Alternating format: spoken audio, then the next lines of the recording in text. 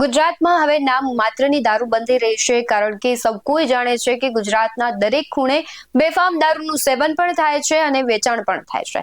આ બધાની વચ્ચે સૌથી મહત્વનો સવાલ એ થઈ જાય કે દારૂબંધી વાળા ગુજરાતમાં દારૂ આવે છે ક્યાંથી? કોની રહેમ નજર હેઠળ આ જે કહેવાય છે કે દારૂના માફિયાઓ છે એ દારૂનું વેચાણ કરે છે અને યુવાધન છે તેને લઈને આપણે ઘણી વખત જોતા હોય છે કે એ પણ વ્યસનના રવાડે ચડે છે। ઘણા બધા એવા વિસ્તારો છે કે જ્યાં યુવાનો બેફામ દારૂ પીવે છે ને ત્યારબાદ તેમના મોત થાય છે, એટલે મહિલાઓ મેદાને આવે છે અને દારૂબંધીની વાત કરે છે ને જ્યારે તંત્ર કામ નથી કરી રહ્યું ત્યારે એ મહિલાઓ નક્કી કરે છે કે અમારા ગામમાં દારૂ ન વેચાવવો જોઈએ, એટલે તેમને મેદાને આવવું પડે છે। આની પહેલા પણ આપણે ગુજરાતના ઘણા બધા વિસ્તારોમાં જોયું કે જિગ્નેશ મેવાણી મેદાને ઉતરે છે, મહિલાઓને સાથે રાખી પોલીસ સ્ટેશનમાં તેઓ રજૂઆત કરવા પહોંચે છે કે જો અહીંયા દારૂ બંધ નહીં થાય તો અમે જોવા જેવી કરીશું। ફરી એક વખત જિગ્નેશ મેવાણી મેદાને આવ્યા છે। આ વખતે અમદાવાદમાં જે મહિલાઓ છે તે બિલ્ડરો અને ગુંડા તત્વોના ત્રાસથી અને દારૂના વેચાણથી ત્રાસી ગઈ હતી, તેથી લઈને કહેવાય છે કે જિગ્નેશ મેવાણીને સાથે રાખી પોલીસ સ્ટેશન પહોંચ્યા હતા અને ત્યારબાદ મોટી બબાલ થઈ હતી। નમસ્કાર, ગુજરાત બેસ્ટ 9 ટીવી ન્યૂઝમાં આપની સાથે હું ભગવતી વિશાવડિયા।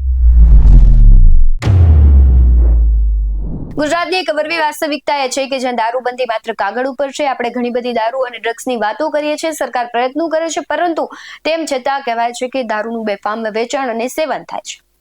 આપણે ઘણી વખત જિગ્નેશ મેવાણીને આ મુદ્દે આક્રમકતા સાથે લડતા જોયા છે। ફરી એક વખત જિગ્નેશ મેવાણી અમદાવાદની જે ઘટના છે તેને લઈને મેદાને આવ્યા છે। આમ તો આપણે આની પહેલા પણ જોયું હતું કે એક પત્રકાર છે દારૂના અડ્ડા પર રેડ પાડે છે, તેના પર એફઆઈઆર થાય છે, પરંતુ એ દારૂનો અડ્ડો છે તેના પર કાર્યવાહી થવાની એ તો બીજી વાત રહી, પરંતુ તેના બદલામાં એ પત્રકારને હેરાન કરવામાં આવે છે।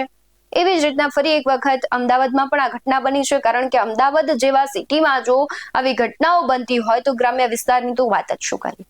દારૂ મામલે જિગ્નેશ મેવાણી મહિલાઓ સાથે પોલીસ સ્ટેશન ગયા હતા, ખૂબ મોટી બબાલ થઈ હતી।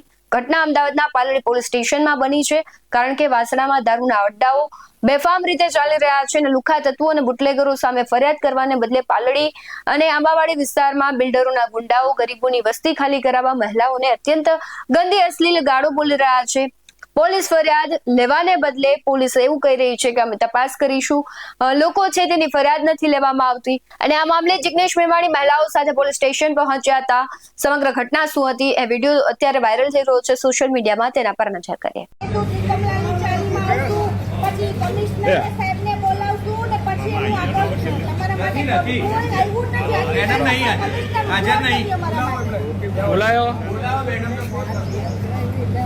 અને શું કહેશે ચેક નહીં ગયો ને તો કે તમને રાતોરાત સળગાવી નાખશું, આવી અમને બળજબરી કરતો, એની ઓકાત કઈ છે? તો ત્યારે મોદી નહીં જોતો તો કે બેઠો એ છાપરામાં મારી નાખશું અમે કે ચાલી જલ્દી મારી નાખશું, સમજી તમને નહીં લેવા હા પર પાડી નાખશું અને આ વસ્તુ અમે પીએસએસ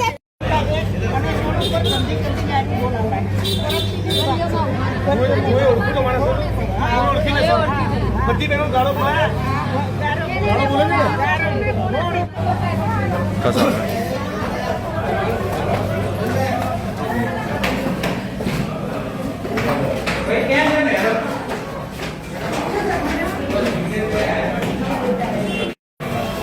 આ બાજુ પીએસઓ કોણ છે અહીંયા?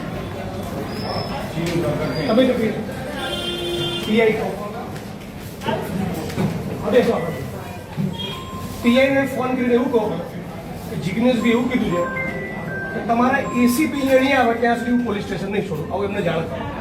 બધાને લઈને પોલીસ કમિશનરના બંગલાએ જઈશ, એમના ઘરે કચેરીએ નહીં, આવું જિગ્નેશભાઈ કહે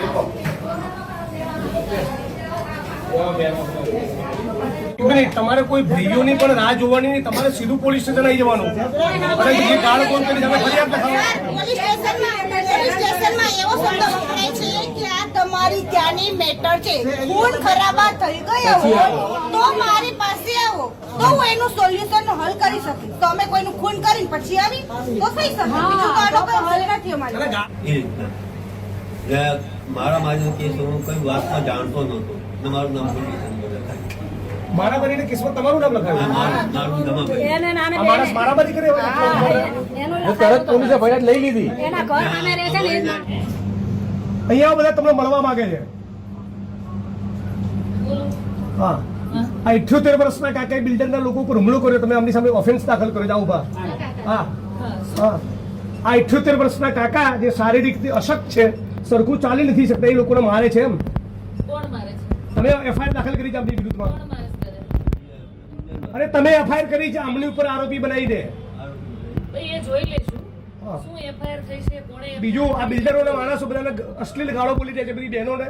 તમને અગાઉ ફરિયાદ કરી છે, લેખિતમાં પણ ફરિયાદ આપેલી છે, તમે આપી દો. લેખિતમાં ફરિયાદ આપેલી ફેબ્રુઆરી. બસ, તો અત્યારે એની તપાસ અમે તપાસની એફઆઈઆર કરો. અત્યારે એફઆઈઆર એમની રજૂઆત હશે એ પ્રમાણે અત્યારે હાલે જ એફઆઈઆર દાખલ કરો કે ગાળો બોલી છે તમને અશ્લીલ.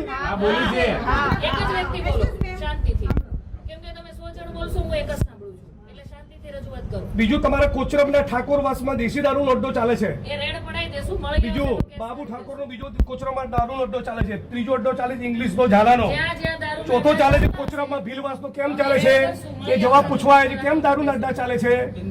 તમે 78 વર્ષના વડીલ ઉપર ઓફેન્સ દાખલ કરો છો, તો આ બધા બુટલેગર ઉપર ઓફેન્સ દાખલ કરો. હે પછી ખુલ્લેઆમ અડ્ડા ચાલે છે ને? ભાઈ ચાલે છે બધા. હા પછી એ વિશાલ મહેતાનો અડ્ડો ચાલે છે. કેમ અડ્ડા ચાલે છે? જવાબ આપો. જ્યાં દારૂ વેચાતું હશે અમારા ધ્યાનમાં આજે અત્યારે બધું બંધ કરાવો. કોણ છે એનો વહીવટદાર?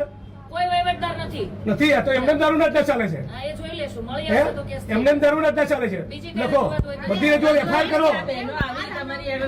એક મિનિટ બીજી રજૂઆત કરો. તમે ડિસમિસ કરવા માંગો છો? પહેલા એક મિનિટ આ બાતનો જવાબ આપો. આ વડીલની ઉપર લેખિતમાં અરજી આપેલી છે. આ લેખિત ફરિયાદ નહીં બેન. આ લેખિત ફરિયાદ આપેલી છે. તમારે જે રજૂઆત હોય ઈ તમે આપી દો. બરાબર? રજૂઆત એક જ જગ્યાએ એફઆઈઆર દાખલ કરો. અને જ્યાં દારૂ વેચાતો હશે ત્યાં મળી આવશે તો કેસ કરશું. બિલ્ડરના મળે ત્યાં સુધી કોઈ ફરિયાદ થઈ નથી. કાલ સવારે મને ફરિયાદ નહીં જોઈએ. ઓકે. તમારા જ્યુરિસ્ડિક્શનમાં દારૂના અડ્ડા મને લાગે છે તમારા ડીસીપીને મારે કહેવું પડશે.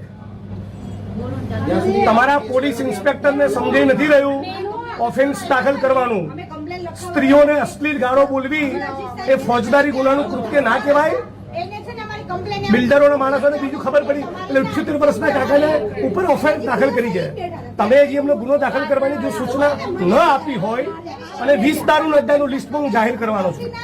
તમારે ન કરવું હોય તો ડીસીપી ને ત્યાં જવું.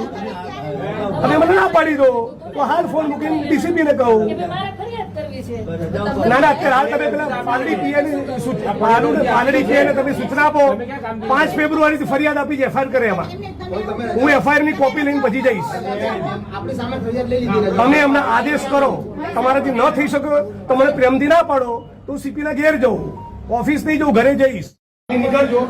અને બેન આપને એકદમ વિનંતી અને શિસ્ત ભાષામાં કહું છું, આવતીકાલ સાંજનો સૂર્ય અસ્ત થાય ત્યાં સુધી તમારા જ્યુરિસ્ડિક્શનમાં દારૂ જુગારની એક વસ્તુ મનાઈ બધાની વચ્ચે કહું છું 4 તારીખે 11 વાગે ડીસીપી જોન સાથની કચેરીએ તમારા સસ્પેન્શનની માગણી લઈ જઈશ. હું કહું એટલે કરવું જ.